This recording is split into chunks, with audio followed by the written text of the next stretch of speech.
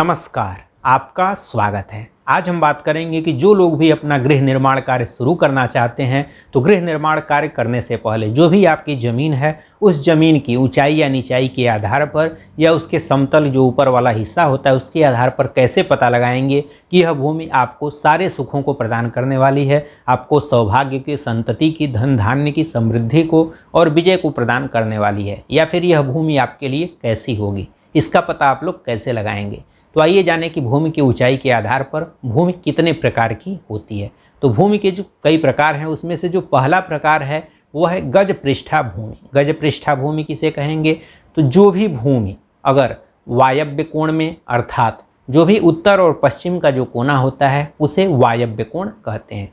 अर्थात इस चित्र में भी आप देख सकते हैं कि अगर आपका कोई ऐसा ज़मीन हो, जो भी प्लाट हो जहाँ पर आप गृह निर्माण कार्य कराना चाहते हैं और उस पर यह उत्तर और जो पश्चिम का जो यह कोना है इसे ही वायव्य कोण कहते हैं।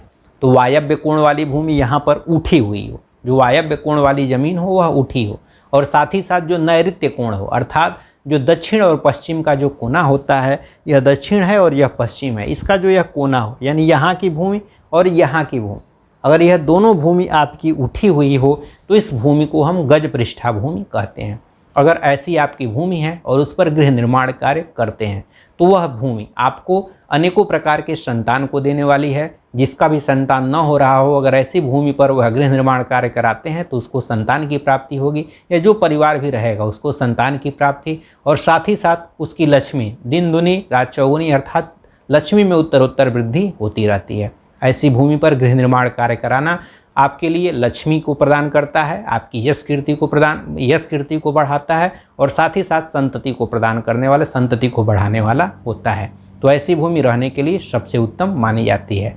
इसको हम गज पृष्ठा भूमि कहते हैं। इसका भी वायव्य कोण, यह वायव्य कोण और यह नैऋत्य कोण, इस वाला यह दोनों कोना वाला अगर मिट्टी वहाँ का ऊपर उठा हुआ है तो उसको हम गज पृष्ठा भूमि कहते हैं। यह भूमि रहने के लिए सबसे उत्तम मानी जाती है। जो दूसरी प्रकार की भूमि है वह है कुर्म पृष्ठा भूमि। कुर्म पृष्ठा भूमि किसे कहेंगे? तो अगर जो भी आपका भूमि है, जो भी आपकी ज़मीन है, उस प्लाट में जो बीच वाला हिस्सा है, बीच वाला हिस्सा अगर उठा हुआ हो, जैसे यह आपका प्लाट है, इसमें जो यह बीच वाला हिस्सा है, जो प्लाट का बीच वाला हिस्सा अगर उठा हुआ होता है तो उसे ही कुर्म पृष्ठा भूमि कहते हैं। कुर्म पृष्ठा भूमि पर रहने वाले लोगों का हमेशा यश बढ़ता रहता है। जो लोग भी अपना नाम बढ़ाना चाहते हैं कि हमारा नाम हमेशा होता रहे, उनकी यश कीर्ति हमेशा फैलती रहे, तो ऐसे लोगों को ऐसी ही भूमि पर निवास करना चाहिए, उनको उसी भूमि पर निर्माण कार्य कराना चाहिए। ऐसी भूमि पर रहने वालों का नाम हमेशा होता रहता है, अच्छे क्षेत्रों में नाम होता है, यश और कीर्ति उनकी बहुत ही बढ़ती है। तो यह भी भूमि रहने के लिए सबसे उत्तम मानी जाती है। तो जो कुर्म पृष्ठा भूमि है, यह भूमि यश को बढ़ाती ही है, साथ ही साथ आपकी जो लक्ष्मी है, समृद्धि है, उसको भी बढ़ाती है। तो समृद्धि और यश के लिए यह जो कुर्म पृष्ठा भूमि होती है रहने के लिए उत्तम आती है, यानी आपकी समृद्धि को भी बढ़ाएगा और साथ ही साथ आपके यश को, आपके मान को, आपकी कीर्ति को भी बढ़ाएगा। तीसरी प्रकार की जो भूमि है वह है दैत्य पृष्ठा भूमि। दैत्य पृष्ठा भूमि किसे कहते हैं? तो जिस भी भूमि में अगर पूरब का हिस्सा, साथ ही साथ जो अग्निकोण है और जो ईशान कोण है, अर्थात यह अगर इस प्रकार का अगर आपका ज़मीन हो तो उत्तर और पूरब वाला जो यह कोना होता है इसे ईशान कोण कहते हैं, और यह पूरब आपका हो गया, और साथ ही जो दक्षिण और पूरब का जो यह कोना होता है इसे अग्निकोण कहते हैं।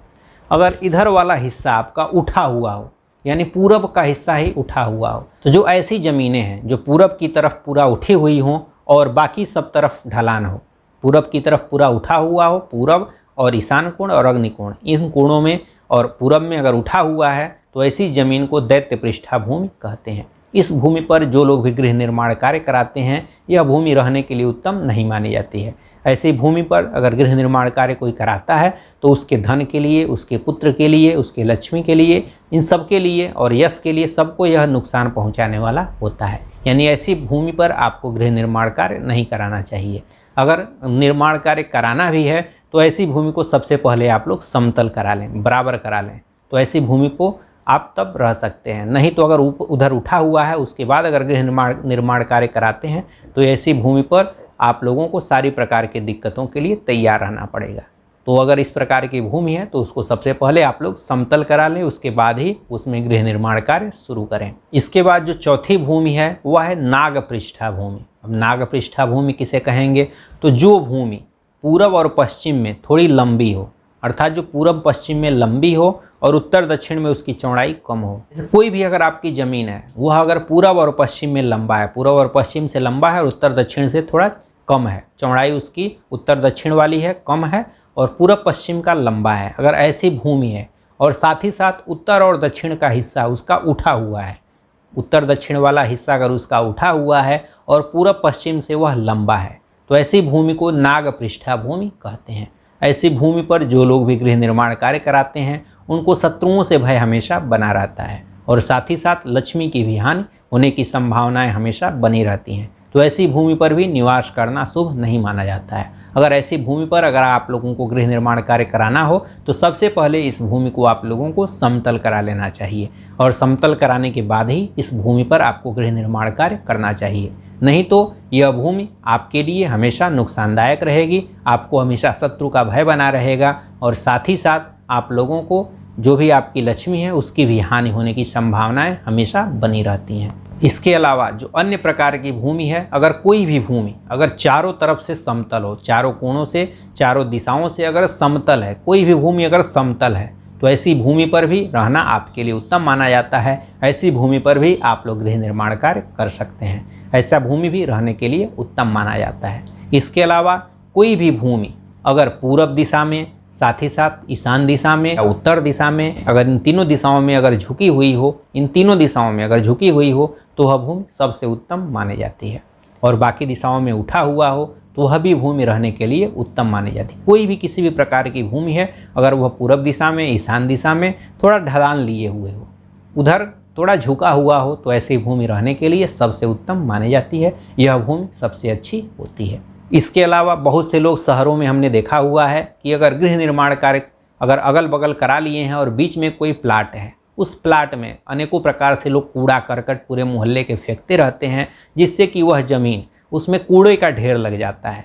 ऐसी भूमि पर भी जो लोग गृह निर्माण कार्य कराते हैं उनके लिए भी भविष्य में दिक्कतों का सामना करना पड़ता है।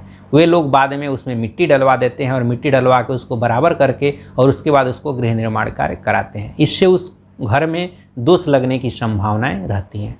ऐसे जगह पर अगर आपको गृह निर्माण कार्य कराना है तो सबसे पहले जो भी वहाँ पर कूड़ा कचरा है उसको उठवा करके आपको पहले फेंकवा देना चाहिए और उसके बाद 1 हाथ 2 हाथ और नीचे तक का जहाँ तक कचरा हो उसके बाद भी 1-2 हाथ नीचे तक आपको मिट्टी उठवा करके और उसके बाद ही उसमें बराबर करा के और बाद में नई मिट्टी उसमें डलवा के गृह निर्माण कार्य आपको कराना चाहिए। नहीं तो फिर ऐसे कूड़े करकट वाली भूमि पर अगर आप लोग गृह निर्माण कार्य करते हैं तो यह भी रहने के लिए उत्तम नहीं मानी जाती है। इस पर भी आप लोगों को दिक्कतों का सामना करना पड़ता है। आशा करता हूं कि यह कार्यक्रम आप लोगों को अच्छा लगा होगा। इन्हीं सब बातों के साथ हम आपसे विदा लेते हैं। नमस्कार, धन्यवाद।